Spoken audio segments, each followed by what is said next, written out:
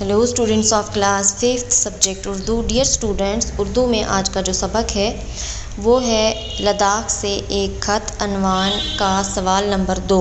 दर्ज झेल जुमलों के सवाल बनाइए। यहाँ पे 3 जुमले हमारे पास दिए हैं, इनके हमें सवालात बनाने हैं। तो सबसे पहला जुमला है इसमें, लद्दाख के लोग खानकाहों को गुम्पा कहते हैं। शेर ठीक से और हेमिस गुम्पा यहाँ के मशहूर गुम्पा हैं।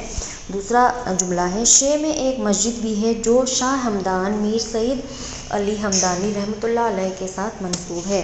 तो इसका हमने ये सवाल क्या बनाया है, शे की मस्जिद किस बुज़ुर्ग के साथ मंसूब है। तो इसका क्या आएगा कि शे में एक मस्जिद है जो शाह हमदान मीर सईद अली हमदानी रहमतुल्लाह अलैह के साथ मंसूब है। तीसरा जुमला है, लद्दाख का सबसे बड़ा बुद्ध विहार हेमिस गुम्पा है। ये लेह से तकरीबन 40 किलोमीटर दूर एक पहाड़ी पर वाक़ा है।